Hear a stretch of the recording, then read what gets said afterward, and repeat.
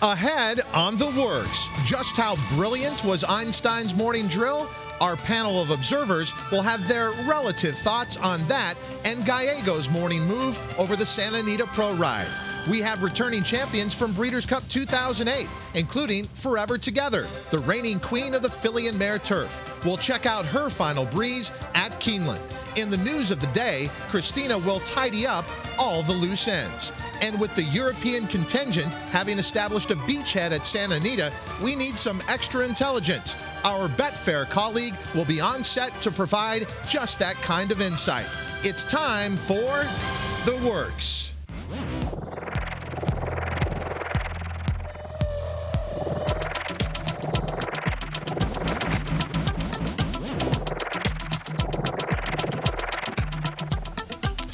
Getting to be serious time. We're getting much closer to 2 championship days of racing right here at Oak Tree at Santa Anita in Arcadia, California. Friday, November 6th with Ladies' Day, and then Saturday, November 7th. Welcome to The Works, Breeders' Cup 2009. I'm Todd Schrupp for America's Horse Racing Network, TVG. Let's talk a little bit closer about those 2 championship days of racing, Friday and Saturday. Here are the races we can look forward to on Friday. The Marathon, the Juvenile Fillies Turf, the Grey Goose Juvenile Fillies, the Emirates Airline Filly and Mare Turf, the Centene Jet Filly and Mare Sprint, and then the highlight to the day, the Ladies Classic. Looking ahead to Saturday on November 7th, the Juvenile Turf to start the day. The Turf Sprint will be one of the most competitive races of the 2 days, and TVG is the proud multi-year sponsor of the Mile on the Turf. The day will culminate with the Classic. Joining me here on our set just off the winner's circle at Santa Anita, Simon Bray, and one of the best trainers in America, Tom Amoss. I asked you guys this on our first show, so I'll kind of go back to it.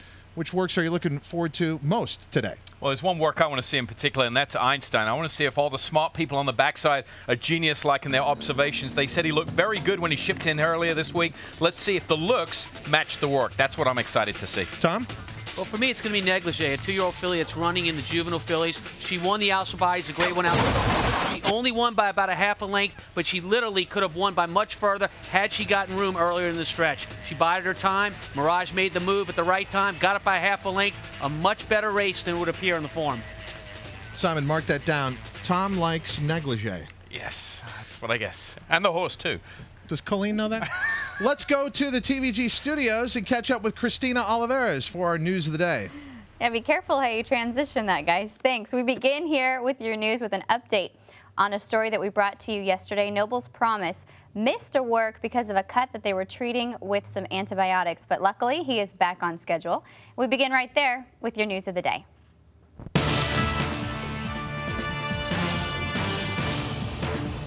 Although 1 day later than expected, Noble's Promise put in a strong final drill for Ken McPeek this morning just after the break.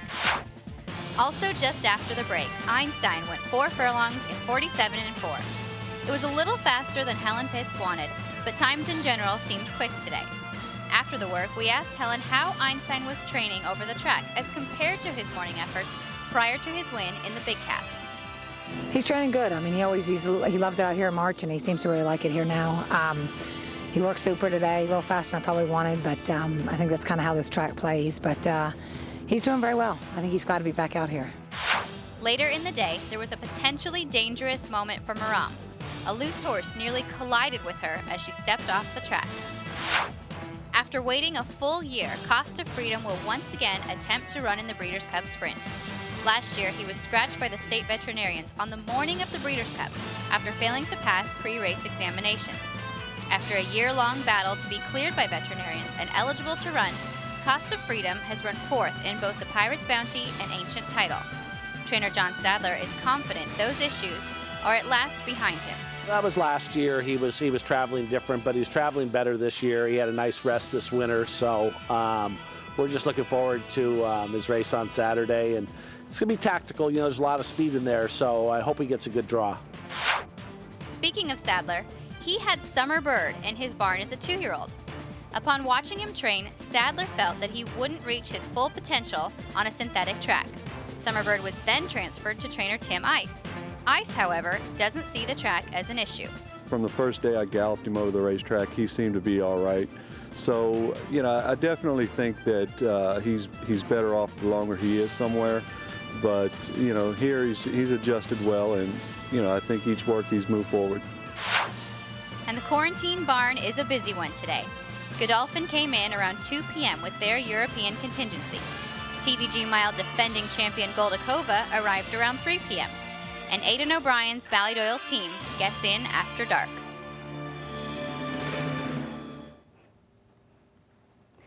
So we'll look forward to seeing those horses on the track once they do clear quarantine in a couple days. And some up-to-the-minute information for you. We learned this afternoon that juvenile contender Dave in Dixie will not run in the Breeders' Cup this year for John Sadler. He's a lightly raced horse, just 2 starts under his belt. Sadler says he'd rather wait for him to mature and point to a winter campaign coming up. Guys?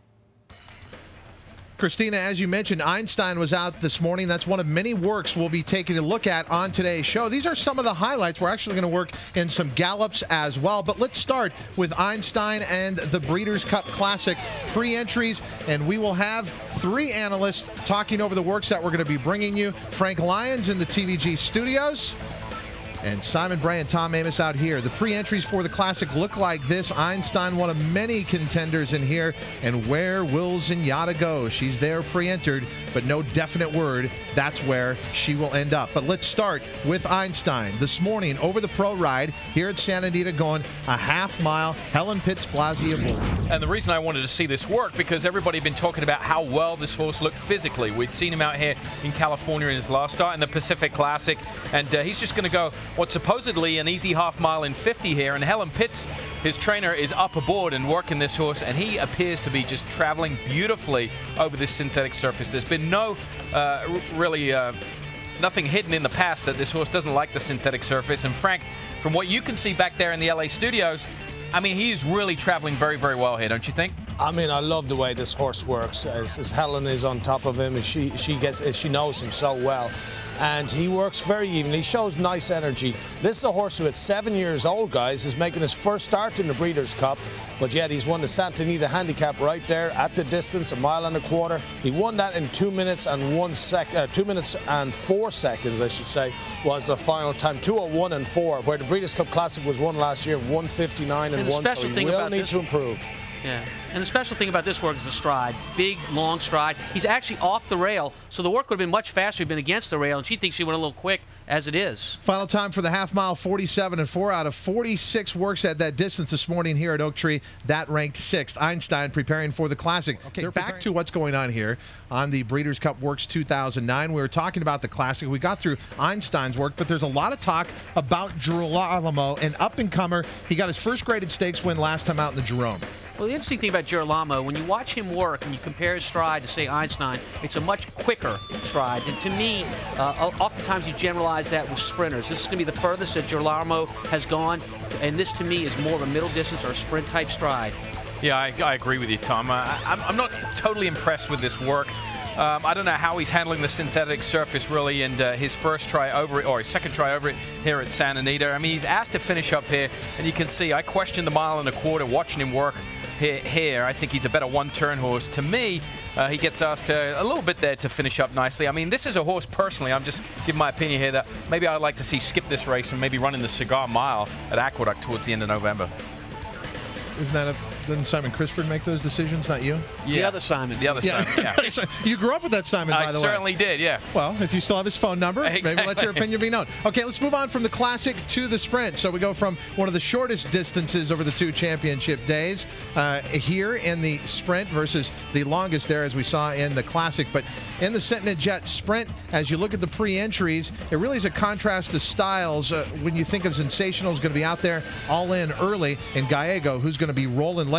We're going to start with Gallego in the Sprint. This is Gallego's work this morning over the pro ride here at Oak Tree. 5 furlongs, Richard Migliore up. I'll speak for Simon Crisford here. They're making the right decision by entering this horse here. Just kidding, Simon. But Gallego, I was very, very impressed with this work. Physically, he's a good-looking individual. I love the way he moves over the racetrack here. He's got that opposite running style to Sensational. And Richard Migliore up here, he's become one of the go-to work riders for the Godolphin crew. Does such a good job in getting this horse to relax and finish here in this work, just like he does in his races, Tom. This horse eerily reminds me of Midnight Loop. We got 2 years of watching Midnight Loop prepare for the sprints and win them, and Gallego looks exactly like him down the lane.